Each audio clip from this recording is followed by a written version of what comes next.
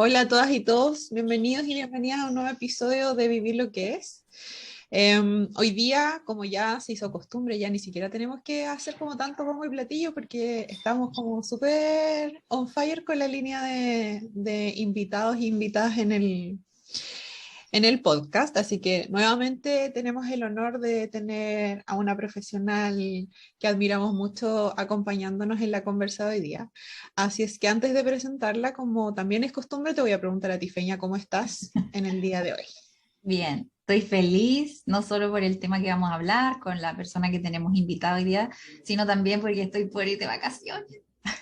Estaba ansiosa que llegara ya este tiempo, así que, no, súper bien. Siento que la cereza de la torta hoy día, como terminar con grabar un episodio para la temporada 2 en la que estamos, el hablar de este tema que siento que va a ayudar mucho, y también todo el aporte valioso que está dispuesta a compartirnos nuestra invitada de hoy día. Sí. Sí, así es que sin más preámbulo, la invitada de hoy día, seguramente muchos de ustedes ya la conocen porque ya en algún momento estuvo con nosotras en el podcast. Es Isidora Guzmán, ella es psicóloga y trabaja en problemáticas de la alimentación y hace acompañamiento también a personas con trastornos de la conducta alimentaria. Así es que, hola Isi, ¿cómo estás? Hola Gerald, bien y tú, muchas gracias por invitarme. Hola Feña. Hola Isi, gracias por la aceptación de participar de nuevo.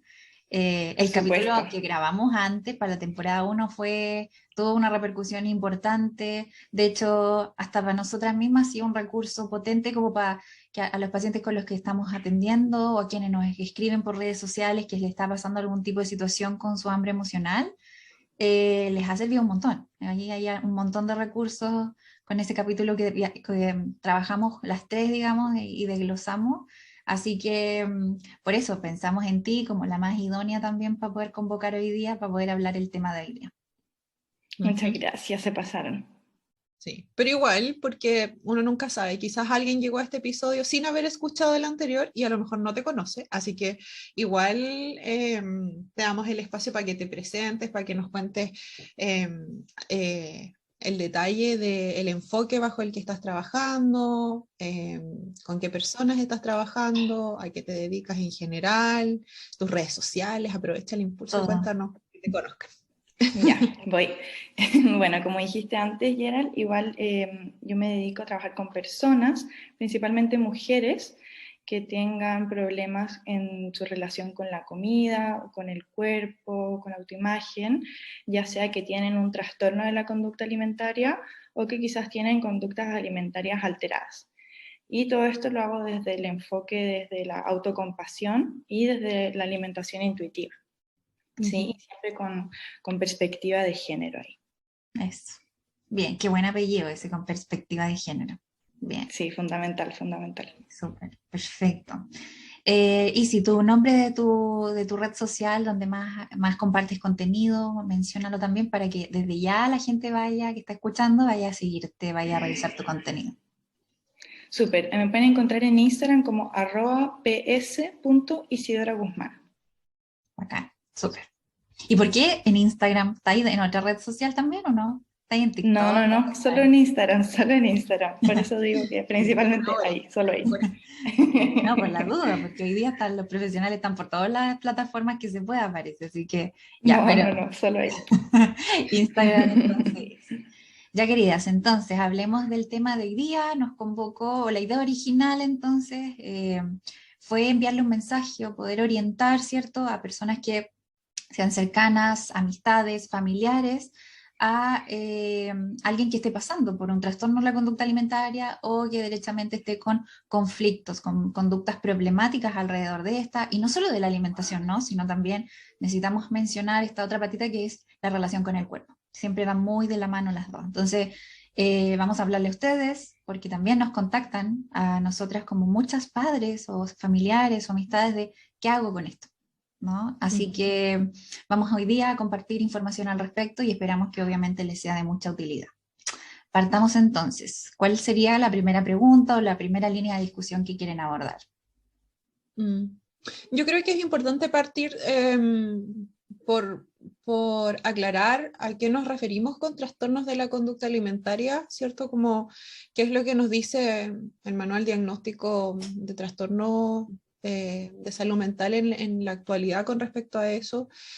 Nosotras hemos anticipado en el podcast que no somos mega hiper requete contra amigas de las descripciones diagnósticas que existen en la actualidad. Sentimos que igual están un poco harto en realidad, teñidas de sesgo de peso, pero nos puede dar una base para que por lo menos las personas que no están tan familiarizadas con estos conceptos se puedan a lo mejor ir haciendo una idea de a qué nos referimos con trastornos de la conducta alimentaria, ¿o no? ¿Y sí?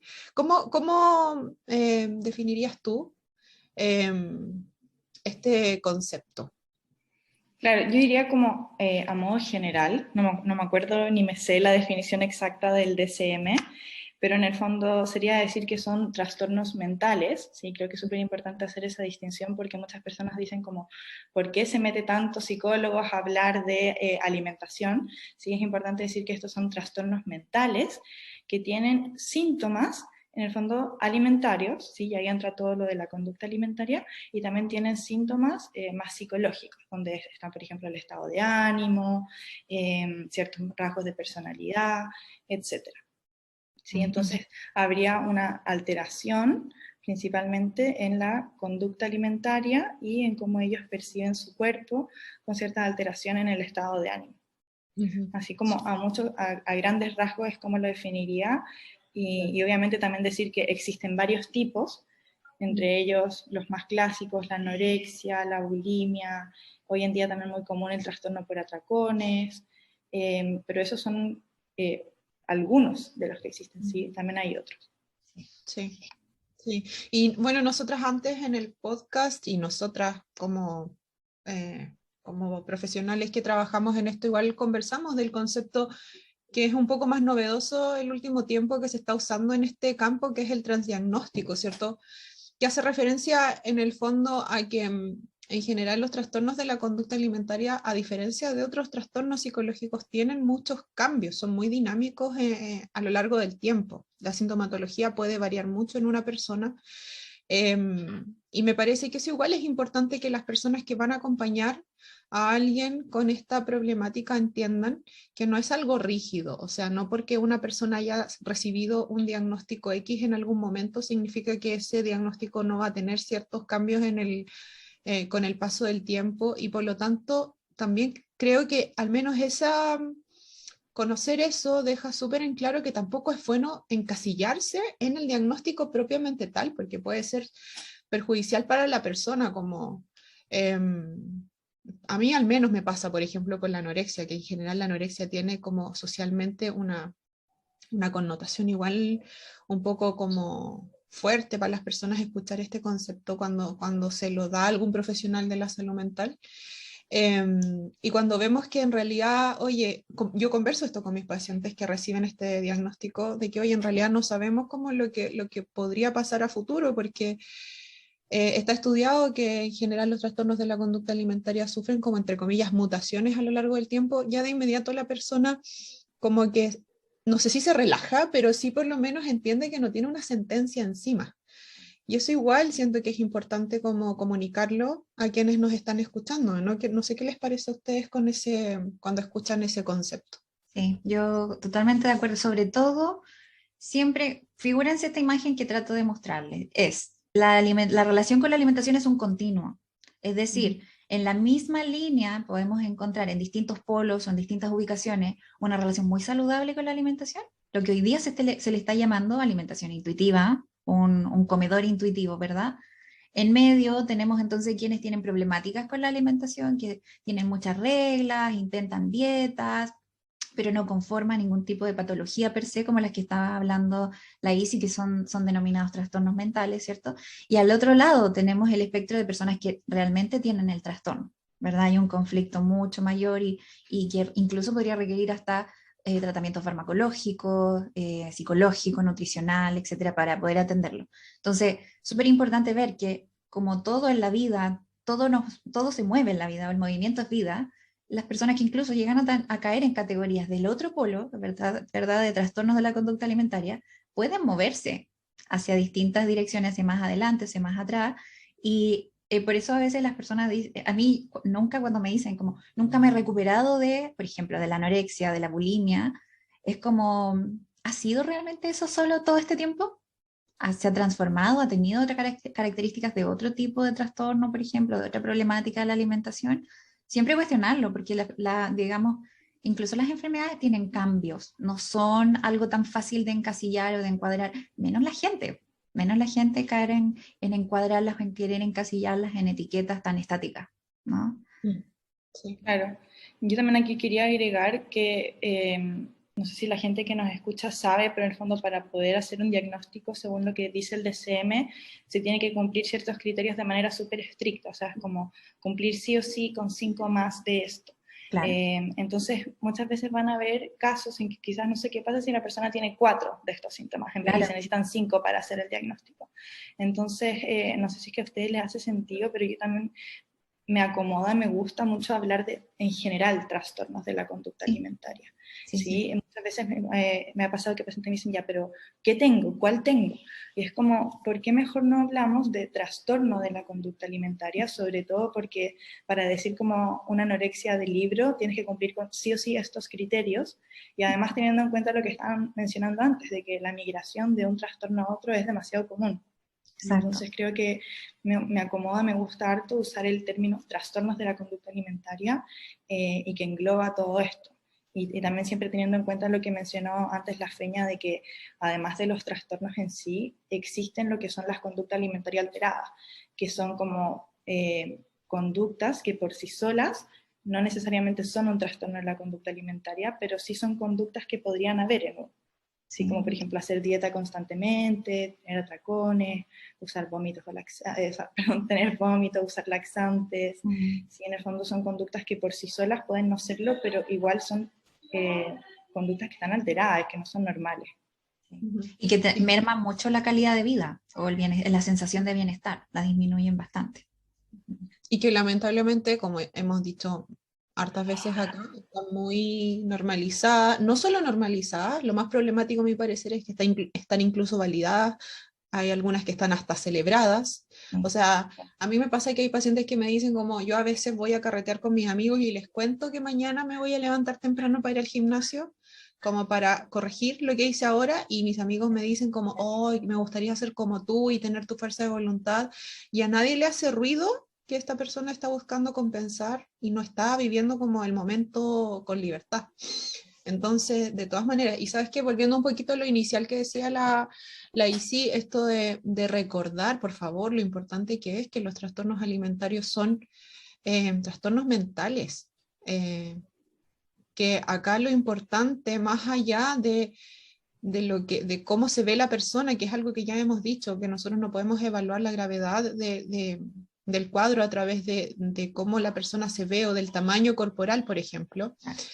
Lo que realmente acá delimita la gravedad o la severidad del cuadro es el malestar psicológico. Y eso es súper importante recordarlo a las personas que están acompañando a alguien que quizás evidentemente de apariencia no se ve, entre comillas, enfermo. Si es que tú efectivamente ves que esa persona está presentando síntomas que mentalmente, psicológicamente te hacen sospechar un sufrimiento, entonces el rasgo más importante, la alerta más importante sí está. Y eso es lo que tiene que como hacer que el acompañamiento sea, ojalá, lo más pronto posible. Sí. Claro, y siempre multidisciplinario, también algo que no habíamos mencionado, que es súper importante. Sí. Me gustaría añadir a esta conversación respecto a que siento que la cultura de la dieta, que la hemos mencionado igual aquí mucho, parece que fuéramos devotas de esta, ¿no? Pero la tratamos de mencionar para que la conozcan y le sepan hacer frente. Siento que la cultura de la dieta y que incluso a nivel de cobertura de salud, por lo menos acá en Chile, ¿cierto? Cobertura de salud para trastornos de la conducta alimentaria no existe a nivel de salud, digo, como pública. Todo es privado. Incluso sin ir más lejos, nosotras también trabajamos en esto, digamos, a nivel privado. Entonces, es poca la visibilización de que esto no es algo así como que tú digas, oye, la diabetes, por ejemplo. ¿No? No es algo así que la gente dice, no, esto es grave, esto hay que ir a atenderlo, no se puede esperar, ¿no? Y hay acceso, hay recursos, mejores o peores, hay, digamos, a nivel de red salud como primaria o pública. Pero no, Y educación. claro, exacto. No así con los trastornos de la conducta alimentaria, o incluso con lo que estamos tratando de visibilizar hoy día, con conductas problemáticas también alrededor de esto. Entonces, ¿qué sienten ustedes que ha causado o ha causado impacto estos dos factores en las personas que a lo mejor por eso no conocen tanto de esta información que tratamos de transmitir hoy día? Sí, a mí me pasa que, o sea, sí, yo creo que son dos elementos que de todas maneras están presentes en la concepción que tienen las personas o sea, yo creo que las personas que no están familiarizadas con este tema se quedan con la imagen de que un trastorno de la conducta alimentaria es lo que veo en las películas. O en lo que veo quizás, no sé, sí, más que nada, eso es como la fuente de información para alguien que no tiene, que tiene cero idea, me refiero, no sé, una mamá, un papá, una hermana mayor, quizás que no tienen a nadie cercano, y la hermana menor, por ejemplo, le cuenta que tiene un trastorno de la conducta alimentaria, lo más probable es que la información a la que va a acceder para hacerse una idea de qué se trata este problema es como, ¿qué es lo que me muestra los medios? Y los medios que me muestran, una mujer blanca, delgada, joven y poco menos media caprichosa, que quiere como hacer cambios corporales por tales motivos. ¿Cachai? Y eso es súper problemático porque además, como tú dices, Feña, está teñido de la cultura de dieta. Y la cultura de dieta, al menos en este ámbito, a mí me pasa, no sé si a ustedes, que lo que más hace es que retrasa la pesquisa Claro. De la problemática, y no solo de que lo puedan rastrear quienes están alrededor de la persona, sino que la persona lo pueda problematizar también. A mí me pasa mucho que mis pacientes me esperan mucho tiempo para recién contárselo a alguien. Me pasa mucho que yo soy generalmente la primera persona en el mundo que se entera de esto. A veces ni siquiera la pareja sabe, o la mamá, o nadie sabe. Yo soy la primera que se entera. Porque, por ejemplo, al tener un cuerpo normativo, lo contrastan con lo que dicen los medios y me dicen, pero es que yo no me veo como las niñas que muestran que tienen un trastorno alimentario, entonces siento que yo lo podía como tratar de controlar sola, ¿cachai? Y de hecho, afortunadamente, me ha pasado el último tiempo que han llegado a pedir ayuda porque han como recibido información en redes sociales de todo el movimiento por el que nosotras abogamos, que es